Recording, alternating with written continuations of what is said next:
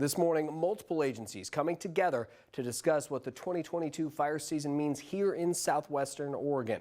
As the agencies gear up, they're all asking you to do your part in mitigating fires this season. NBC5's Jenna King has more on what's expected. She has our top story tonight at 6. Jenna? Craig, speakers range from fire agencies at the federal level to local city agencies, including law enforcement and emergency management. One message that they all shared collectively was working to keep fires small this summer.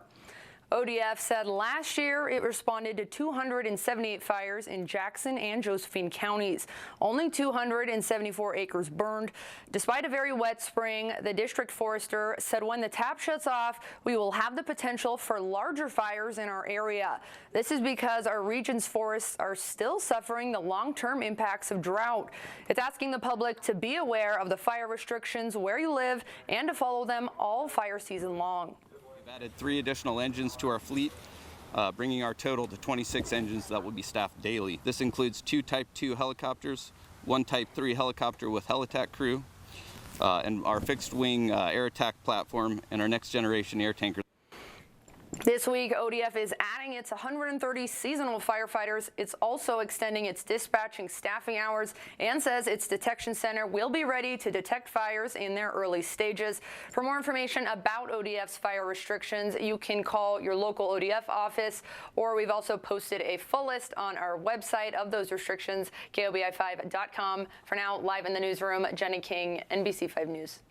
Jenna, thank you. Last year, many of our region's federal forests were home to the West's biggest fires. The Rogue River Siskiyou National Forest here in the Rogue Valley says it's now gearing up for fire season. The Forest Service says its fuels are drying out quickly, but with the continued moisture, it is slowing some. Officials say it's 21% below normal for its water year and at 134% of its snowpack, which it says are good numbers to start the season off. The National Forest says its staffing levels are stable, and that has been a problem for the U.S. Forest Service this year at the national level. Locally, it has a 20-person heli-tac crew out of Merlin. The Rogue River Interagency Hotshot crew has already increased its staffing to 25. They're on assignment now in the Southwest. Our overall leader's intent for the Forest Service from my forest supervisor remains the same.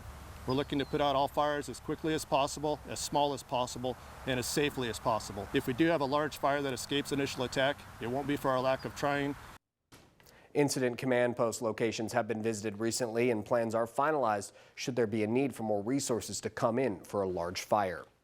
With fire season in full swing, the Oregon Office of Emergency Management is sharing some tips to keep you safe. OEM says during fire season, it focuses on helping the community prepare, coordinating, and supporting its first response agencies with accurate and timely alerts and warnings. Jackson County Emergency Manager Holly Powers says it's important for residents to know the 3 evacuation levels. Level 1 is be ready. That means prepare yourself for an evacuation, especially if you have kids or animals and it might take you longer to evacuate. Level 2 is be set. OEM says you should assume there is significant damage in your area and you need to leave at a moment's notice. Finally, level 3, which is go now. Evacuate immediately. Do not stop to gather belongings or protect your home. Personal preparedness is going to be key during this fire season, as always. Our concern and priority is public safety, and we want to make sure you are able to get out of your house and have your family and pets be as safe as possible.